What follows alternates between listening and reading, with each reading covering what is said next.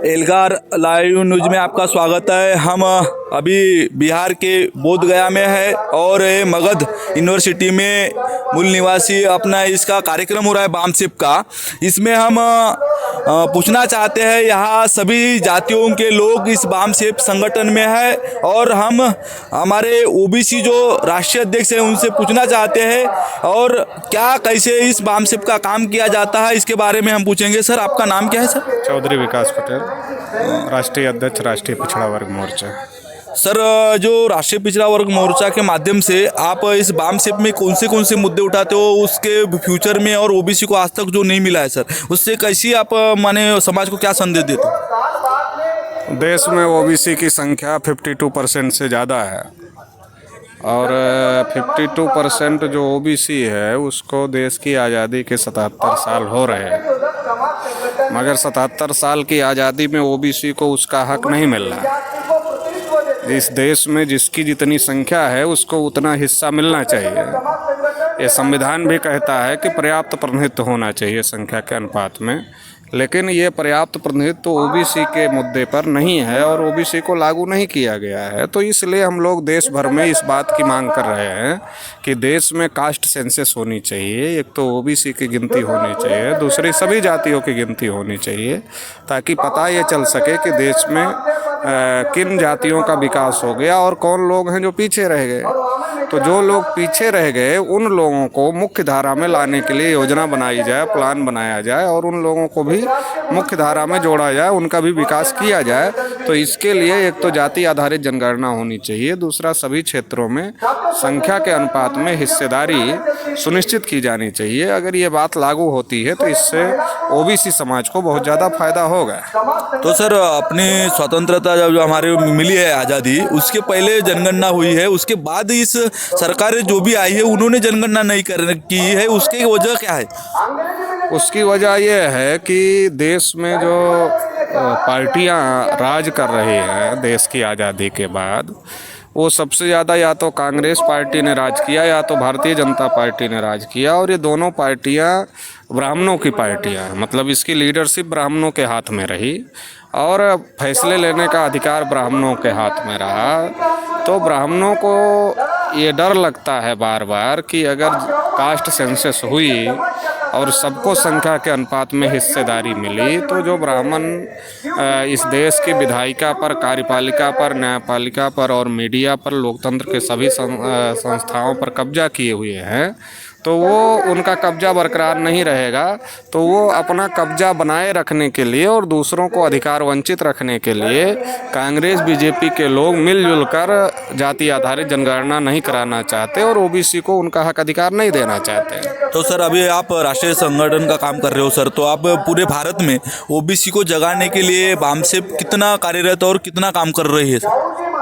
देश भर में लगातार 2009 से ख़ास तौर से हम लोगों ने पब्लिक कैंपेनों में इस मुद्दे को बहुत बड़े पैमाने पर उठाने का काम किया है और राष्ट्रीय पिछड़ा वर्ग मोर्चा के माध्यम से लगातार हम लोग पूरे देश भर में इस आवाज़ को उठा रहे हैं तमाम परिवर्तन यात्राओं के माध्यम से और आंदोलनों के माध्यम से। कई बार हम लोगों ने भारत बंद का ऐलान किया इस मुद्दे पर। तो लगातार इस मुद्दे को लेकर पूरे देश भर में लड़ाई जारी है, अभियान जारी है।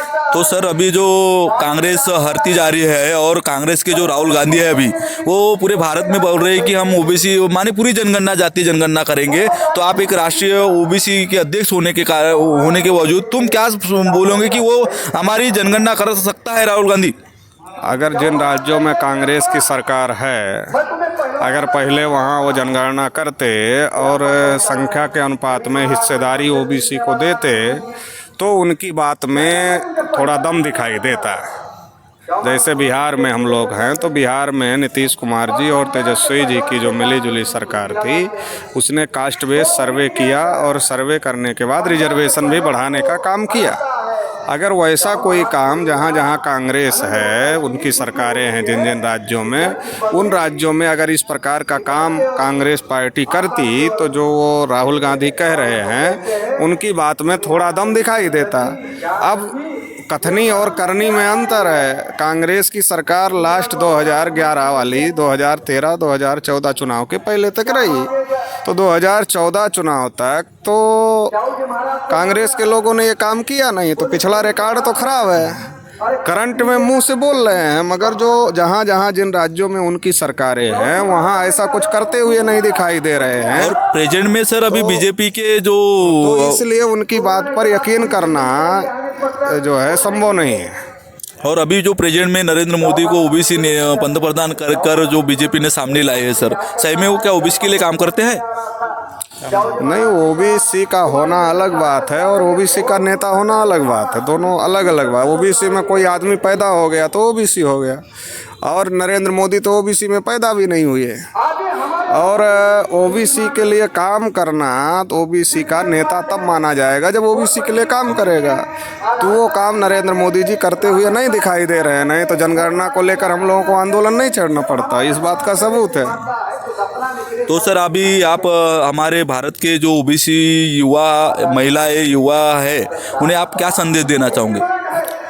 जाति धर्म भाषा क्षेत्र के नाम पर देश में ओबीसी एससी एसटी के लोगों को इस्तेमाल करने की साजिश चल रही है। तमाम backward schedule caste schedule tribe के लोगों को बीजेपी कांग्रेस के लोग आगे करके, उनका चेहरा दिखा करके, उनको टिकट दे करके हमारे समाज का वोट तो ले रहे हैं, लेकिन उनको पार्लियामेंट में बोलने तक नहीं दे रहे हैं और उनको वो अपने समाज के हक अधिकार के लिए कुछ भी नहीं कर पा रहे हैं। तो ऐसे लोगों के झांसे में पड़ने की ज़रूरत नहीं है, अपना स्वतंत्र आत्मनिर्भर आंदोलन खड़ा करने की ज़रूरत है। तो सर अभी जो बामसेप के माध्यम से इतने दिनों से कार्यरत है, तो अभी भविष्य में जो आपकी रणनीतियाँ क्या रहेंगी और आप समाज को इकट्ठा करके आप कैसे कैसे वो अधिकार आपको हासिल करोगे? 3 प्रकार से हम लोग काम करते हैं। पहले जागृति करते हैं लोगों में, बड़े कार्यक्रम लगातार निरंतर हम लोगों के जागृति के चलते रहते हैं।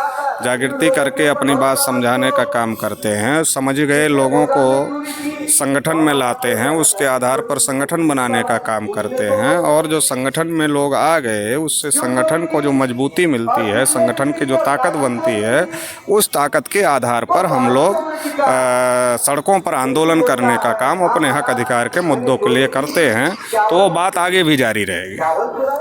तो हमने यहाँ सुना है कि हमारे राष्ट्रीय अध्यक्ष ओबीसी के हैं, ये हमारे को बताया है कि ओबीसी के लोग जागेंगे तो ज़रूर उनके हाथ में जो ब्राह्मणों ने कब्जा लेके रखे है वो ज़रूर हम हासिल करेंगे, ऐसी इनकी बात है।